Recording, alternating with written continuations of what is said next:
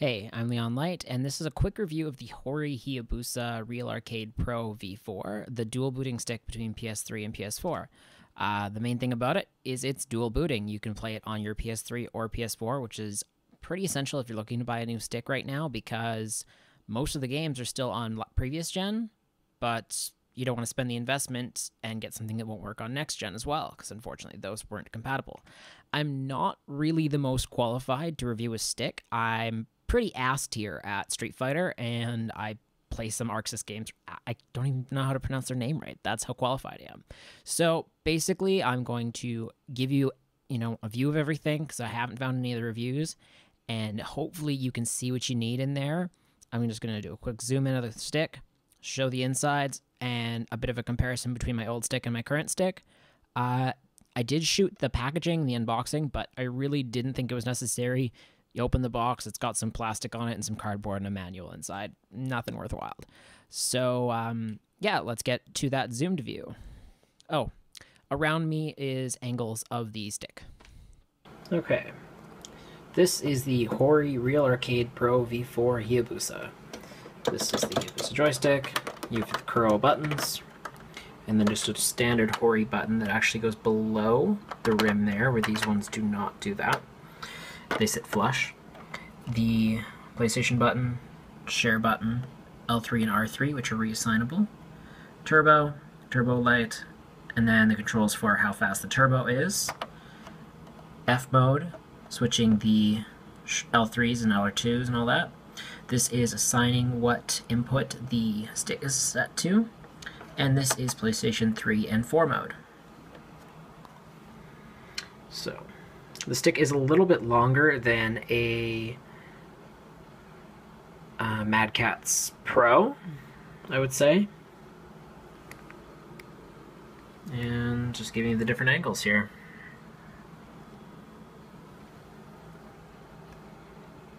So, simple enough. Just a bunch of screws. So it's worth noting you do have to void the warranty to open it. So with the stick, the screws removed, this is what it looks like inside. You can see the inside of the accessory bay. Obviously the Hyabusa. I don't really know what modders would be looking for in here, but if you know what you're looking for, then you will hopefully see it here. But it looks relatively straightforward if I did want to do modding, and obviously not quite as simple as the Mad Catz TE, but for the dual booting stick that's not meant to be opened, it looks pretty straightforward.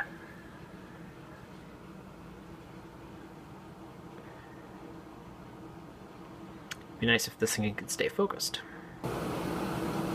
So, interestingly enough, this metal part here was closer to this. Well, the cord for it was. So when I was first using the stick, the shaft was causing this to move around, creating a strange noise. I was able to move it to the side, and now it's good. I was actually nervous about removing that warranty sticker, because at first I was like, what the hell is that scraping noise? So, if you have a scraping noise, hopefully that's just a defect with mine, but that's worth of note. One thing I did notice, I'm not a big fan of how well that was glued. Oh well. So the Hori Hyabusa stick is definitely a good stick. I would definitely recommend it.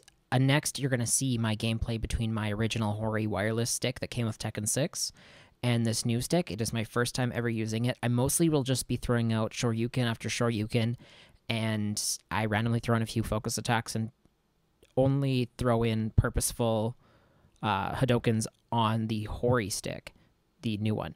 The original one, you'll actually notice I throw out a couple accidental Hadokens trying to do Shoryukens as well as accidental jumps. On the new stick, I do miss a few times. That's due to bad execution, but there is no accidental jumps, accidental Hadokens.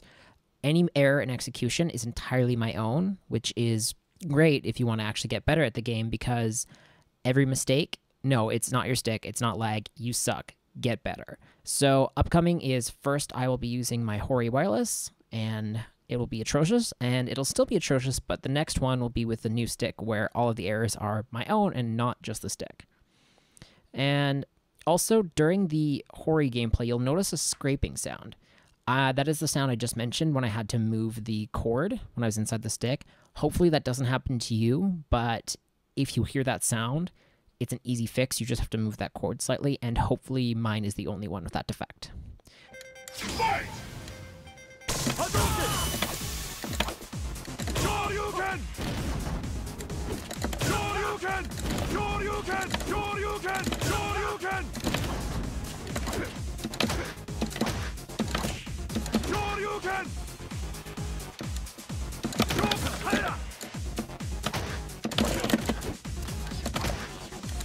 Shoryuken! Shoryuken!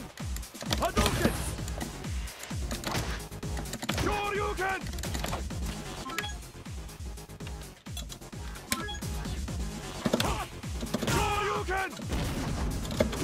Shoryuken! Shoryuken! Shoryuken! Shoryuken! Shoryuken! Shoryuken! Shoryuken! Shoryuken!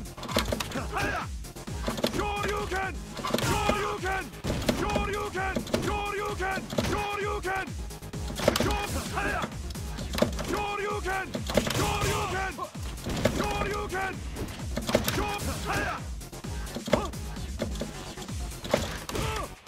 Shoryuken! Hadouken! Hadouken! Hadouken! Hadouken! Hadouken! Hadouken!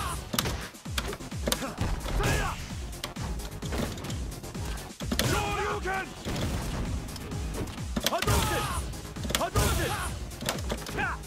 Hadouken!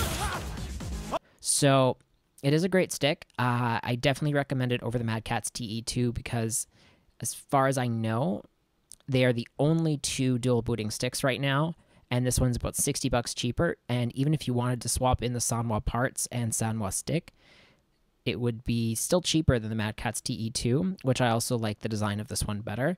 The one thing I do give the Mad Catz TE2, though, is if it's important to you, the easy opening, which is something I actually didn't like about it, as well as the cord. On mine, it just goes in this cheap kind of accessory door. You can see it when the stick is open, where it's hiding.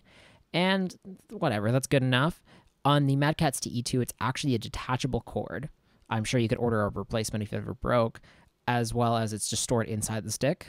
Not the biggest loss because most of my friends are using Mad Catz Pros, which have the same quality of accessory door. But all in all, I wholly recommend this stick. So that's a wrap. Let me know if you have any questions in the comments below. If I didn't manage to answer anything about the stick, I can happily follow up with it either in another video or just with pictures or whatever you need to know.